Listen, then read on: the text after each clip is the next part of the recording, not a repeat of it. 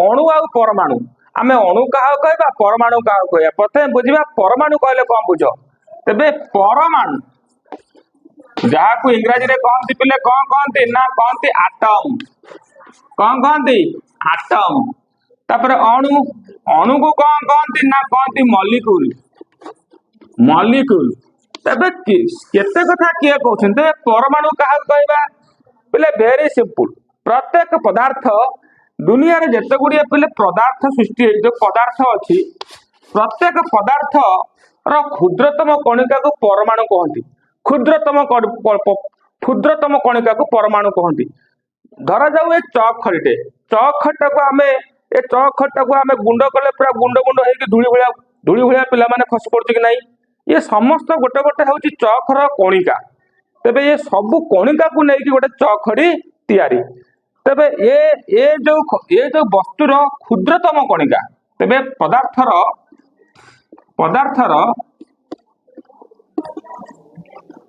क्षुद्रतम कणिका को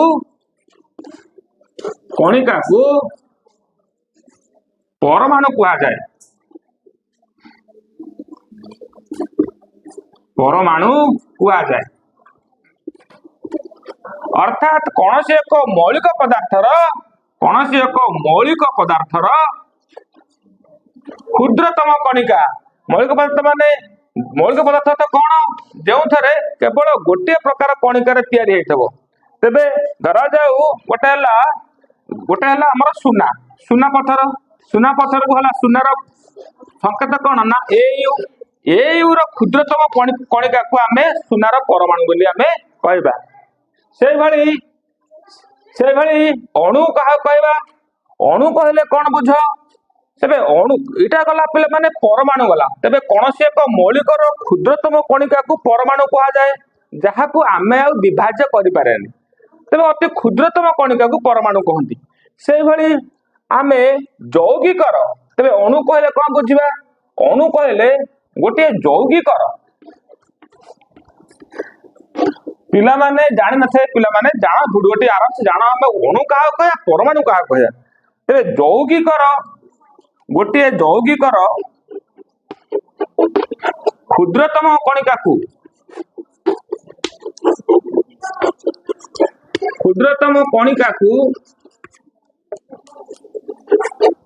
को आमे कौन कहबा ना अणु कहबा गोटे यौगिक तेबे मौलिक पदार्थ जिमती मौलिक पदार्थ रे गोटे प्रकार परमाणु को गोटे प्रकार कणिका को नहीं मौलिक पदार्थ सृष्टि मौलिक पदार्थ रे आ किछि मिसी नथबो एक प्रकार कणिका को नहीं मौलिक पदार्थ सृष्टि किंतु यौगिक पदार्थ कौन दुई बा तत्वधिक मौलिक जदि गोटे निर्दिष्ट अनुपात रे मिसिकी पदार्थ सृष्टि करती ता यौगिक कहती दुई रु अधिक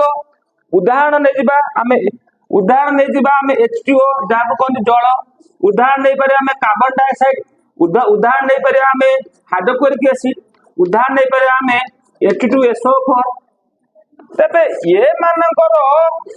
मानकर क्षुद्रतम कणिका को कहा जाए अणु तबे यौगिक मानकर क्षुद्रतम कणिका को कहा जाए अणु मौलिक मानकर क्षुद्रतम कणिका को कहा जाए परमाणु तबे ए वीडियो रे तुम माने भल भाव जानि पारथबो मौलिक तो हम अनेक प्रकार अछि तेबे मौलिक hydrogen helium lithium beryllium boron carbon nitrogen silicon potassium neon phosphorus एमिति गोल्ड रूपा तंबा एसेट्रा समस्त मौलिक भिन्न जैविक पहले मैंने भिन्न जैविक मिसिक रही सब जमी कहले हाइड्रोक्लोरिक एसिड सल्फ्यूरिक एसिड तार H2O carbon dioxide acid carbon dioxide gas ये सब जैविक तो जैविक क्षुद्रतम कणिका को आम अणु कहता बेले मौलिक क्षुद्रतम कणिका को आम कहवा परमाणु पे सो ये भिडियो पे एतिकी एटा छोटिया केवल अणु आ परमाणु भितर जोटा कि मेन कॉन्सेप्ट तुमको मुझे भिडियो किपर लगे पे लाइक सब्सक्राइब करने को भूलनी पे कमेंट्स करने को भूलनी thanks for your watching my students.